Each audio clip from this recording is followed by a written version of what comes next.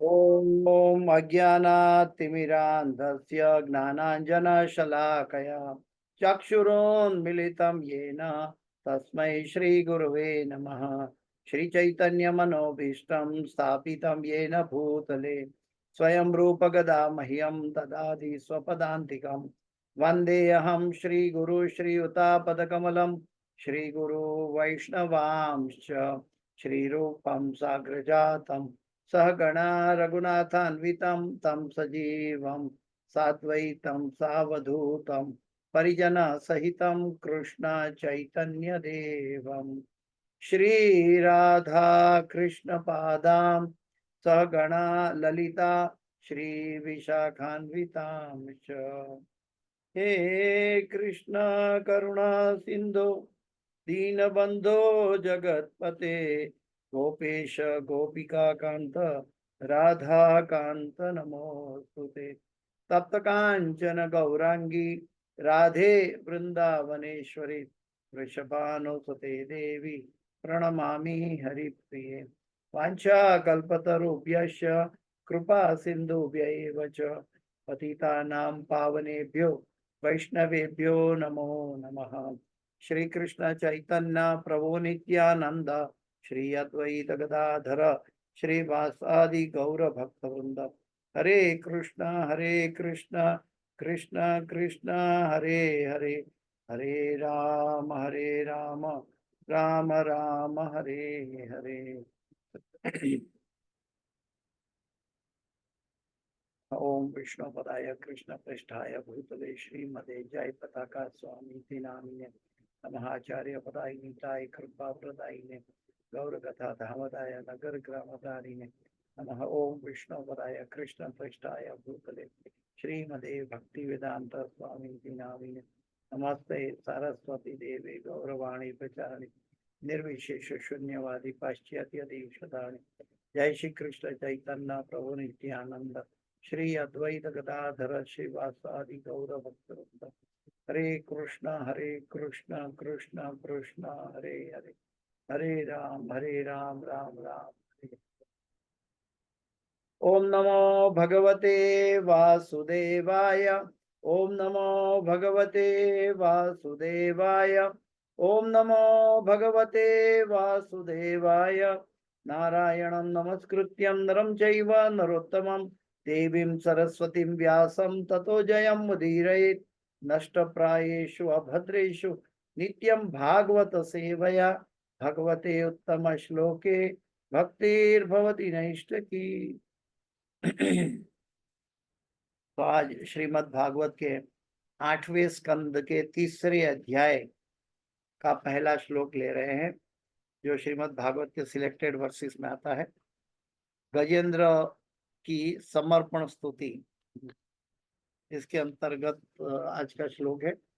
सुखदेव गोस्वामी परीक्षित महाराज को ये बता रहे हैं।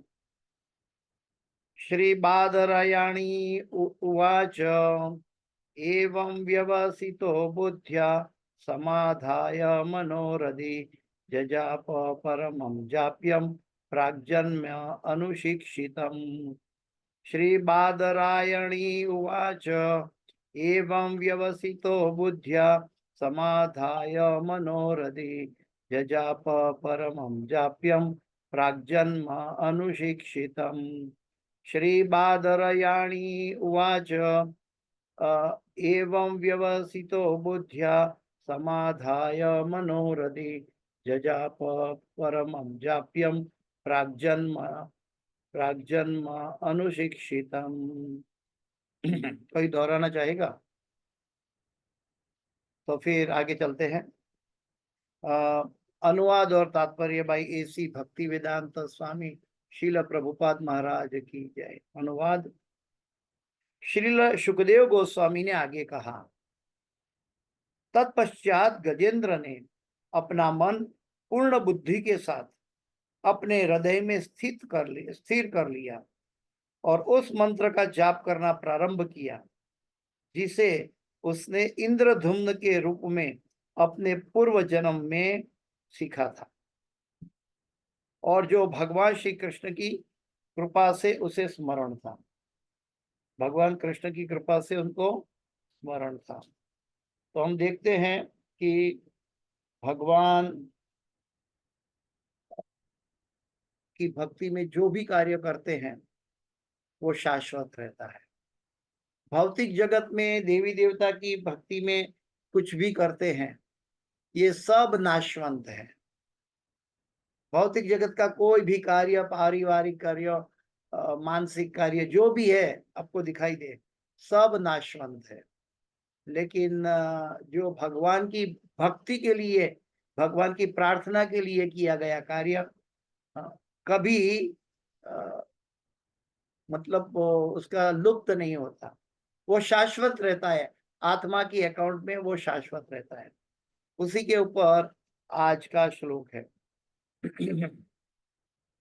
जैसे कि पूर्व जन्म में इंद्रधुम्न महाराज जो थे, अगस्त्य मुनि के श्राप से वो डल दिखाई दे रहे थे, इसलिए अगस्त्य मुनि ने उनको श्राप दिया था।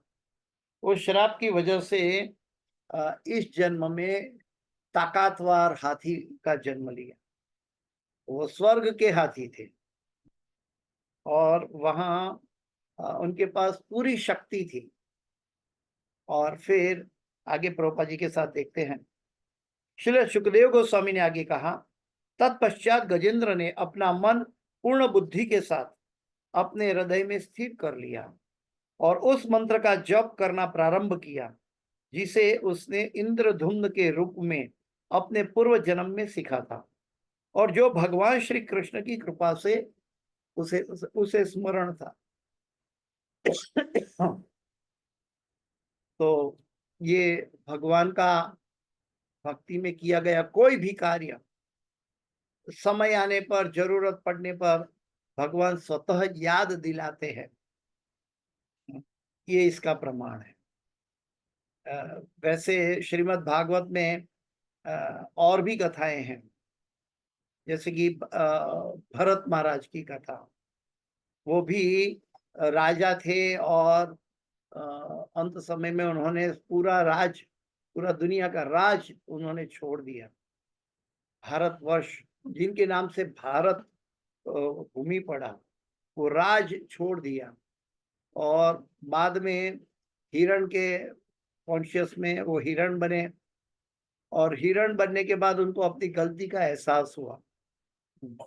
तो भरत राजा के शरीर में थे, तभी उनका उद्देश्य क्या था ये उनको हिरण की शरीर में भी याद हुआ और हिरण का शरीर छोड़ने के बाद वो जड़ भरत बने। और जड़ भरत बनने के समय भी उनको याद था कि उन्होंने, महाराज भरत जब थे तब उन्होंने क्या गलतियां की थी, इसलिए वो जड़ भरत बन गए। कई एग्जाम्पल है शास्त्र में। अजामिल ब्राह्मण था, लेकिन वो रास्ता भटक गया था। वो स्त्री गमन करता था, दारू, नशा, मांसाहार, ये सब कार्य में ब्राह्मण होते हुए भी कुसंग से अलग दिशा में चला गया। लेकिन उनके पिता ने बचपन में, उनके पिता नारायण की भक्ति करते थे और उनके पिता के दिए गए संस्कार से वो हमेशा घर में नारायण का नाम जपते थे। और अंत समय में जो उन्होंने जो खराब किया, भगवान ने वो नहीं देखा, लेकिन उन्होंने जो बचपन में नारायण का नाम जपा था, तो भले उनके पुत्र के नाम ही उन्होंने नारायण कहकर पुकार कर उनका उद्धार हो गया। तो भगवान की भक्ति में की गई स्वल्पम अपि धर्मस्य त्रायतो महते भयात्, थोड़ा भी भक्ति का आचरण करने से कभी हानि नहीं होती, बल्कि समय आने पर बहुत बड़ी सहाय मिलती। यही आज गजेंद्र के एपिसोड में भी भागवत से हम ये देख रहे हैं। चलते हैं प्रभुपाद जी के तात्पर्य के साथ। ऐसे स्मरण का वर्णन श्रीमद् भागवत गीता 6:43-44 में इस प्रकार हुआ है। तत्र तं बुद्धि संयोगम लभते पौर्वदेहिकम यतते च ततो भूय संसिद्धौ कुरु नंदन पूर्वाभ्यासेन तेनैव हीयते यवशोऽपि स। इसका अर्थ मैं भगवत गीता से पढ़ रहा हूँ। छठा अध्याय श्लोक संख्या 43 और 44। हे कुरुनंदन, ऐसा जन्म पाकर वह अपने पूर्व जन्म की देवी चेतना को पुनः प्राप्त करता है और पूर्ण सफलता प्राप्त करने के उद्देश्य से वह आगे उन्नति करने का प्रयास करता है और अपने पूर्व जन्म की दैवी चेतना से वह न चाहते हुए भी स्वतः योग के नियमों की ओर आकर्षित होता है। ऐसा जिज्ञासु योगी शास्त्रों के अनुष्ठानों से परे स्थित होता है। तो और जब योगी कल्मश से शुद्ध होकर सच्ची निष्ठा से आगे प्रगति करने का प्रयास करता है तो अंततोगत्वा अनेकानेक जन्मों के अभ्यास के पश्चात सिद्धि लाभ करके वह परम गंतव्य को प्राप्त करता है। तो ये भगवत गीता में भगवान ने अर्जुन को बताया गया है। प्रभुपाद जी इसी को कोट कर रहे हैं कि इन श्लोकों में यह आश्वस्त किया गया है कि यदि भक्ति में लगा हुआ व्यक्ति नीचे गिर भी जाता है तो वह पतित नहीं होता, अभी तो उसे ऐसे पद पर रखा जाता है जिससे वह काल कर्मों में पूर्ण पुरुषोत्तम भगवान का स्मरण करेगा। अगर भगवान की भक्ति में कहीं पतन भी हो गया तो भी भगवान की कृपा से भगवान ये जीव को नहीं भूलेंगे। देखिए इस संसार के जो लोग हैं, इवन देवी देवता भी और संसार के लोग भी, वो हमारी गलतियां देखते हैं, हम कहाँ गलती करते हैं, हम कहाँ लैग करते हैं, ये देखते हैं। लेकिन जो भगवान है वो सभी जीवों में ये देखते हैं कि ये जीव कैसे मेरे पास आने की चेष्टा करता है। थोड़ी भी उसने भक्ति की है, हाँ, तो भगवान उनको मदद करते हैं। तो भगवान के अंदर प्रेम और करुणा है, ग्रेटिट्यूड है, कृतज्ञता है। लेकिन संसारी मनुष्य जीवों के पास ये द्वेष और ईर्ष्या के स्वभाव है, इसीलिए सबका लैकिंग दिखाई देता है, इसके अंदर क्या ये नहीं है। इस श्लोकों में यह आश्वस्त किया गया है कि यदि भक्ति में लगा हुआ व्यक्ति नीचे गिर भी जाता है तो वह पतित नहीं होता, अभी तो उसे ऐसे पद पर रखा जाता है जिससे वह काल क्रम में पूर्ण पुरुषोत्तम भगवान का स्मरण करेगा। तो ये भगवान का सभी जीवों को सुनहरा मौका देते हैं। तो हमें महामंत्र का जाप अवश्य बड़ी दृढ़ता और तीव्रता के साथ करना चाहिए। जैसा कि बाद में बताया जाएगा, गजेंद्र पहले इंद्रद्युम्न नामक राजा था, किंतु किन्हीं कारणों से वह अगले जन्म में हाथियों का राजा बना, हाथियों का राजा।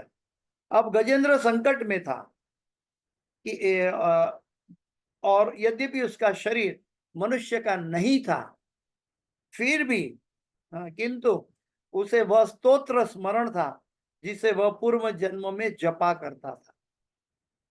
वह मनुष्य योनि में नहीं था, वो हाथी की योनि में था, लेकिन भगवान की करुणा से, कृपा से उसको वो स्तोत्र, वो स्मरण था जो वो पूर्व जन्म में जपा करता था।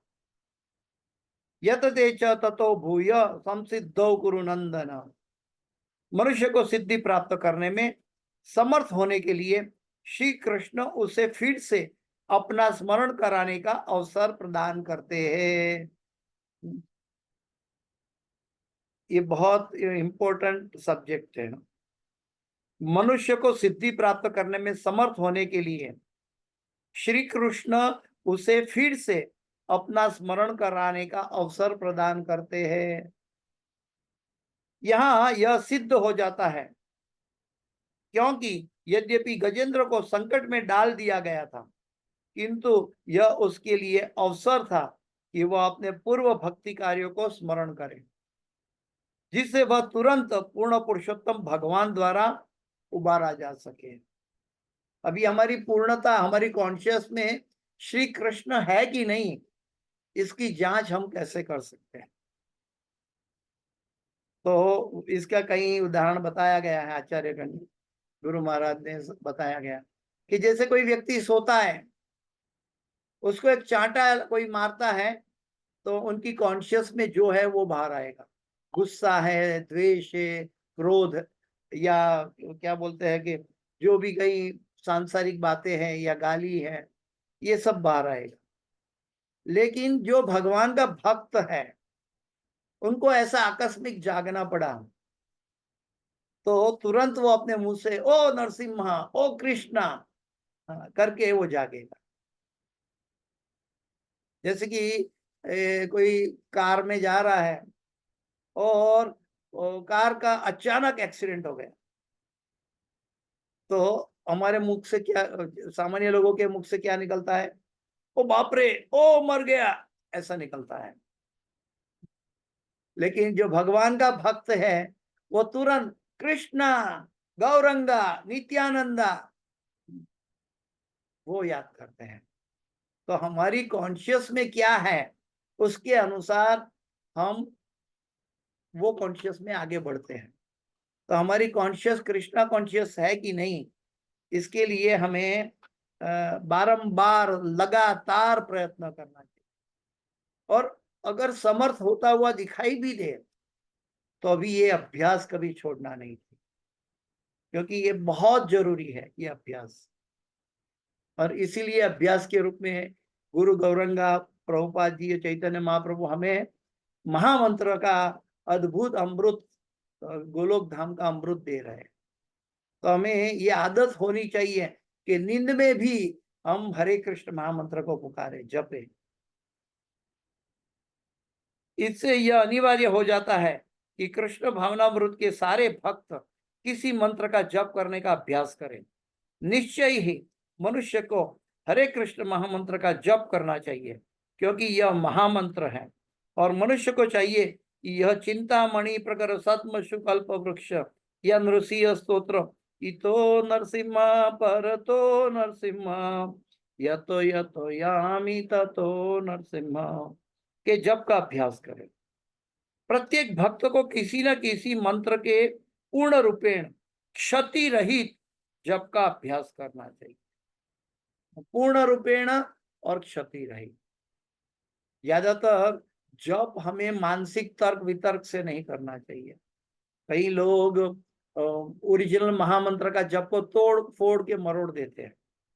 यहाँ पे प्रभुपाद जी अंडरलाइन करते हैं, पूर्ण रूपेण और क्षति रहित जपना चाहिए। जैसे कि हरे कृष्णा कृष्ण कृष्ण हरे हरे, हरे राम राम राम हरे हरे। ये पूर्ण रूपेण है, क्षति रहित कह सकते हैं।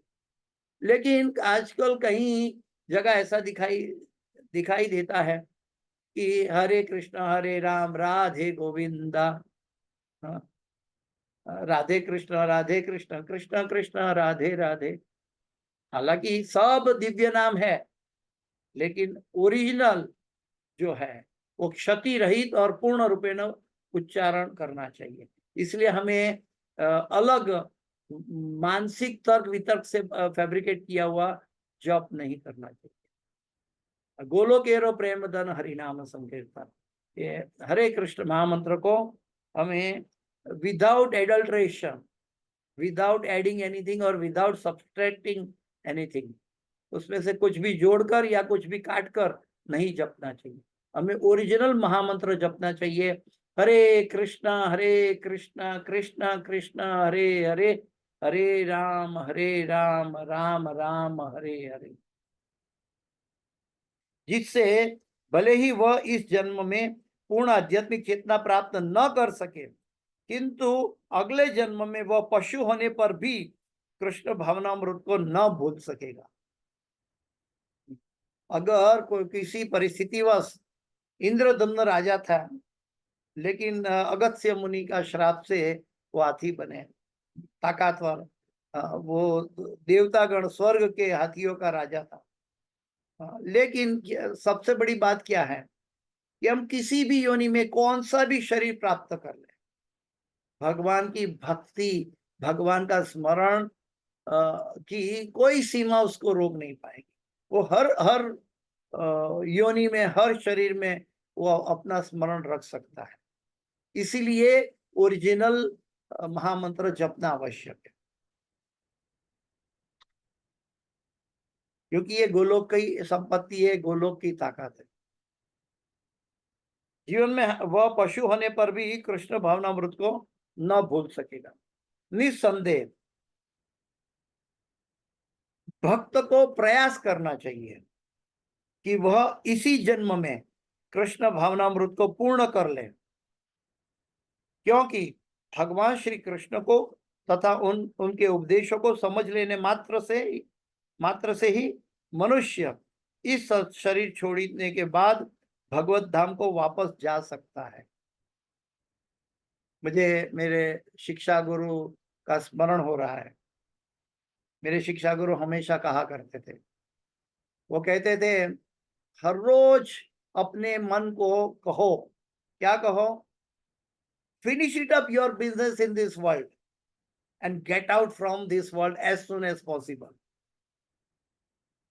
ये जन्म, भौतिक जन्म में जो जो आपको कार्य करना है फटाक से पूरा कर लो, जल्दी से, और जल्द से जल्द यहां से बाहर निकल जाओ। ये भौतिक जगत रहने लायक जगह नहीं है। ये आध्यात्मिक जगत में जाने के लिए तैयारी कर लो, जितना हो सके आध्यात्मिक जगत के लिए हम पूर्णतः प्रयास करें। जैसे कि आजकल भौतिक जगत में कामी लोग या संसारी लोग क्या करते हैं, अमेरिका जाना है तो अमेरिका का वीजा का ट्रेनिंग लेने का, उसकी एग्जाम पास करने का, उसका फॉर्म भरने का, तरह तरह का तैयारी करता है। तो हमें तो गोलोक वृंदावन धाम जाना है, तो वहां के लिए हमें सतत तैयारी करनी होगी। प्रभुपाद जी लिख रहे हैं कि भक्त को प्रयास करना चाहिए कि वह इसी जीवन में कृष्ण भावनामृत को पूर्ण कर ले, क्योंकि भगवान श्री कृष्ण को तथा उनके उपदेशों को समझ लेने मात्र से ही मनुष्य इस शरीर छोड़ने के बाद भगवत धाम को वापस जा सके। यदि किसी का पतन हो भी गया तो भी कृष्ण भावनामृत का अभ्यास व्यर्थ नहीं जाता। कितना बड़ा भागवत से हमें सहाय मिलता है भक्ति में तत्पर रहने के, भक्ति का उत्साह बढ़ाने के लिए।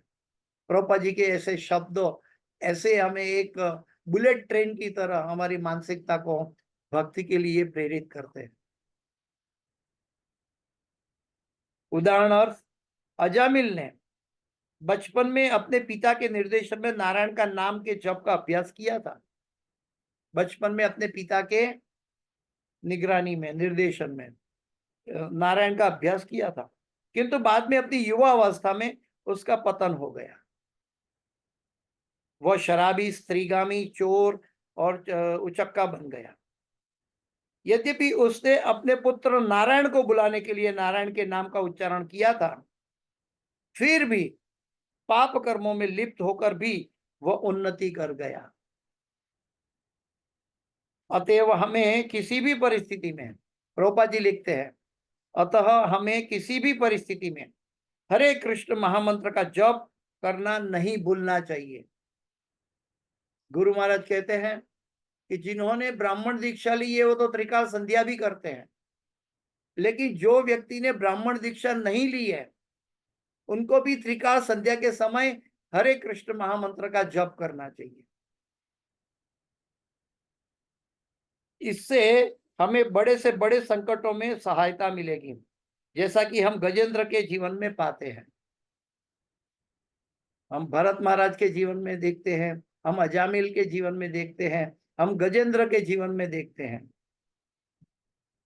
कि हमें बड़े से बड़े संकट के समय भी हमें सहायता मिलेगी।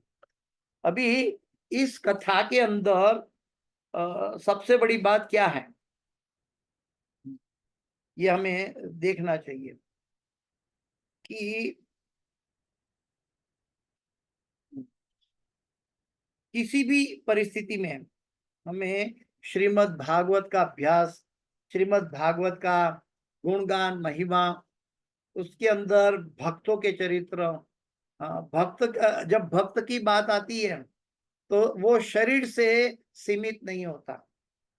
जब भक्त की बात आती है तो वो अजामिल हो या हिरण हो, इसके अंदर देवी चेतना साक्षात बनी रहती है, वो कभी खत्म नहीं होती। गोलोक का धन है, शाश्वत धन है, वो कभी ही पूरा नहीं होता। इसीलिए चैतन्य महाप्रभु भी कहते हैं, गुरुजन भी कहते हैं, प्रभुपाद जी कहते हैं, गुरुजन कहते हैं, श्रीमद् भागवत हमें सिखाता है कि अंत्य नारायण स्मृति का अभ्यास कैसे करना चाहिए। श्रीमद् भागवत इसके लिए अमल पुराण है। वो गजेंद्र जो थे वो स्वर्ग के हाथी थे, त्रिकुट में रहते थे और बहुत बलवान थे। वो हाथियों का राजा था, लेकिन उनके लिए क्या कहता है कि उनको उनके लिए अपने परिवारजनों की सहायता मांगना भी उसके लिए शर्म जैसा था, क्योंकि वो राजा था। तो जब व्यक्ति भौतिक जगत में कितनी भी बड़ी से ऊंची कैटेगरी की क्यों ना प्राप्त कर ले, उसके लिए कोई इसका मोल नहीं रह जाता। द्रौपदी जी की बात करते हैं कि उन्होंने भी अपने चारित्र को बचाने के लिए क्या किया था, भौतिक सहायता मांगी तो वो निष्फल रही, लेकिन जब दोनों हाथों से भगवान को पुकारा तो भगवान उनके लिए आ गए। जो भगवान के भक्त हैं उनको चारित्रहीन होना उनके मृत्यु के बराबर है। जो राजा है, उस राजा को अपनी प्रजा से हेल्प मांगना एक तरह का डिसऑनर होता है। बलि महाराज ने सत्य को पकड़ने के लिए असत्य बोलना उसके लिए मरने के बराबर था। बलि महाराज के लिए देखिए, आजकल के इस जमाने में कलयुग का सबसे बड़ा एक अधर्म क्या है? सबसे ज्यादा लोग असत्य बोलते हैं, सत्य बहुत कम बोलते हैं, और सत्य बोलते हैं बाई चांस तो उसके ऊपर गर्व करते हैं अज्ञानतावश कि मैं तो सत्य ही बोल रहा हूं, वो गर्व करते हैं। वास्तव में सत्य ये भगवान की भाषा है, वो हमारा जुडिक्शन नहीं है। हमें इसके ऊपर गर्व नहीं होना चाहिए, सत्य का पथ चलना चाहिए, और असत्य बोलना ये पाप की निशानी है। तो गजेंद्र के लिए ये मरने के तुल्य बराबर था, बलि महाराज के लिए भी ये मरने के बराबर था। तो हम देखते हैं कि हमारे जीवन में भी गजेंद्र के जीवन में जैसे मगर आया, वैसे हमारे जीवन में भी मगर आता है। हमारे जीवन में भी हमेशा हम मगर मुंह फैला के बैठा है। कौन से रूप में? हमारी मानसिकता और हमारे समय के रूप में। और उसने हमको पकड़ के रखा है, और हम भौतिक जगत के सहारा चाहते हैं। चलो इस सहारे से निकल जाएंगे, उस सहारा से निकल जाएंगे, इस सहारा से ये डॉक्टर के पास चले जाएंगे, वो हॉस्पिटल अच्छी है वहां चले जाएंगे। हम भौतिक सहारा लेते हैं, हम दैविक सहारा नहीं लेते। मुझे याद है अभी अभी कुछ 1-2 साल पहले की बात है। यहाँ वृंदावन में प्रभुपाद जी के एक डिसाइपल थे, वो उनके आखिरी दिन यहाँ गिन रहे थे, और उनको कई बार कई लोगों ने, उनकी पत्नी समेत सभी लोगों ने समझाया कि आप थोड़ा हॉस्पिटल जाके उपचार करा ले तो आप बच सकते हैं। तो वो कह रहे थे कि जीवन का वास्तविक सत्य ही मृत्यु है, मैं सत्य से विलग होकर कहाँ भागूं? जो मुझे भगवान देना है वो कहीं भी होकर दे के रहेंगे। चाहे डॉक्टर के हाथ में रहूंगा तो अभी मृत्यु आने वाला है, और यहाँ मुझे थोड़ा दर्द ज्यादा होगा, मृत्यु आने वाला है। तो वो अपने घर में गए रहे, अंत तक वो बोले मुझे हॉस्पिटल में जाकर नहीं मरना है।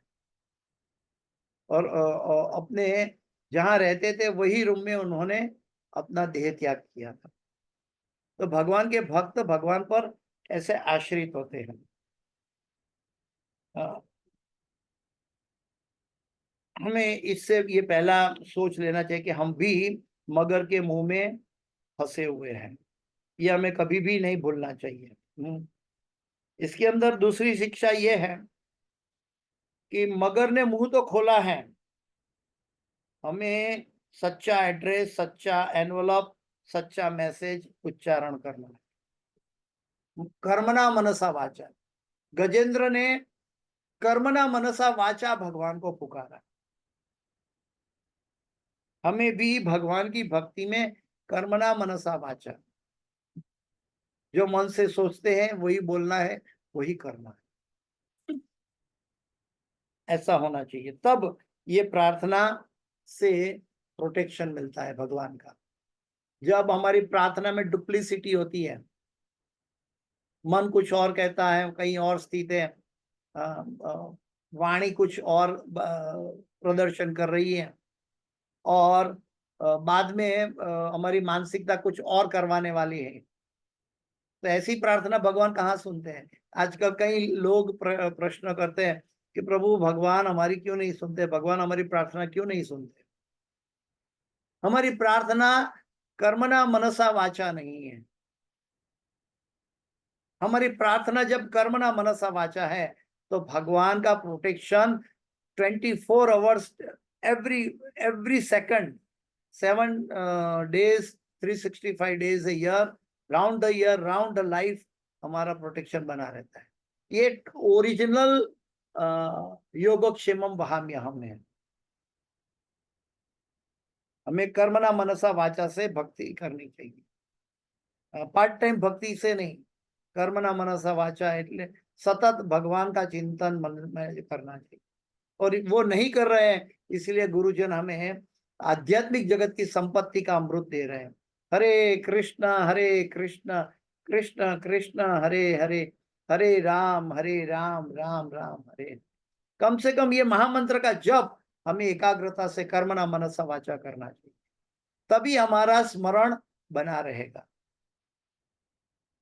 और तीसरी बात है कि भगवान की अनलिमिटेड, इनकंसेबल अनुकंपा, मर्सी सब जीवों के ऊपर रहती है, चाहे कोई भी योनि में हम क्यों ना हो। भगवान की कृपा हमारे पर हमेशा बनी रहती है।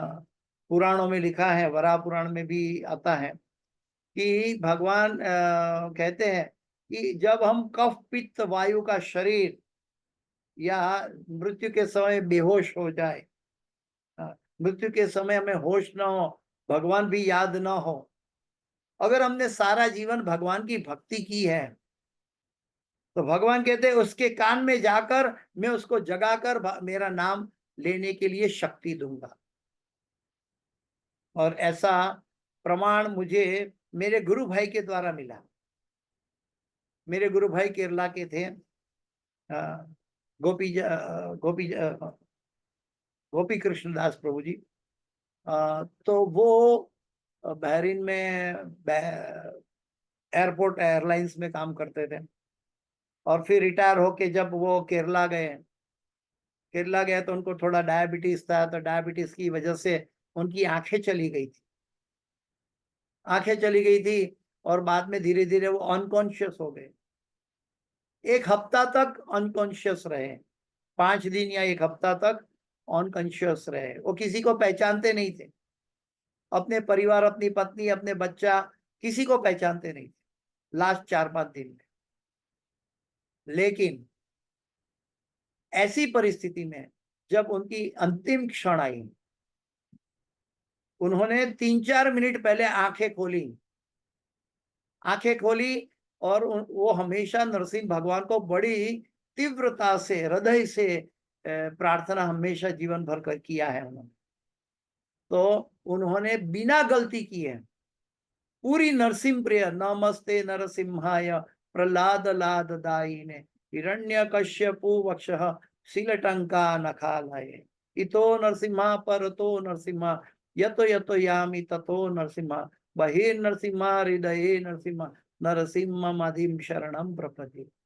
ये प्रार्थना उन्होंने लास्ट 3 मिनट के अंदर आंख खोल के बिना गलती पूरी नरसिम्ह प्रेयर गाई और उन्होंने फिर हमेशा के लिए आंखें बंद कर दी।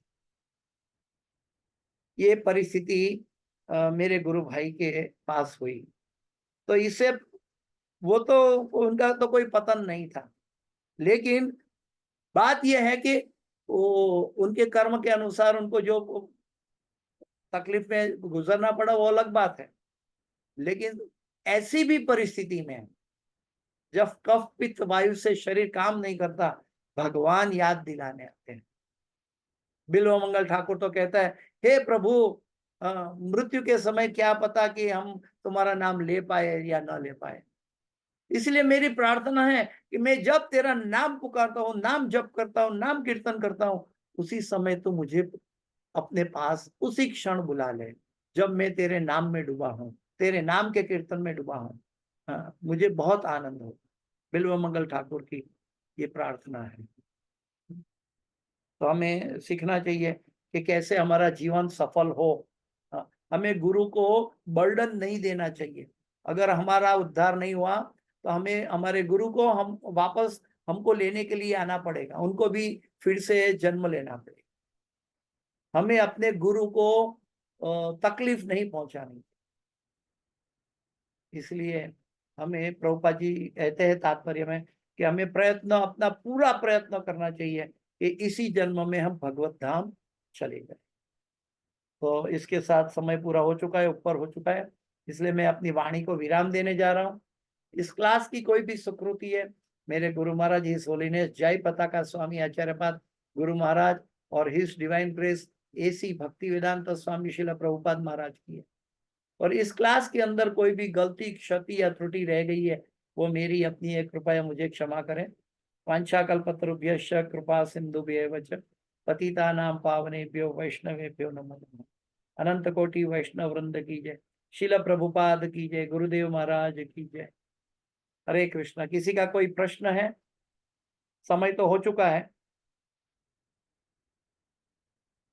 हरे कृष्णा प्रभु, पांचांग प्रणाम। जय गुरुदेव। जी प्रभु, आप इतने अच्छे तरीके से समझाते कि एक एक बात समझ में आ जाती है। और आपने ग्रुप में एक श्लोक भी भेजा था, नष्ट प्रायुषु भद्रेषु नित्यम भागवत सेव्या, बहुत सुंदर भेजा। ऐसे ही जितने भी अच्छे सुंदर सुंदर श्लोक हैं आप ग्रुप में डालेंगे और हम लोग कंठस्थ कर लेंगे। ये कंठस्थ नहीं, इसके नीचे जो उपदेश दिया है वो श्लोक के अंतर्गत, वो श्लोक के अंतर्गत जो उपदेश दिया है नीचे, उसको बड़े ध्यान से पढ़िए। ठीक है। हरे जी प्रभु। हरे कृष्णा। जी धन्यवाद।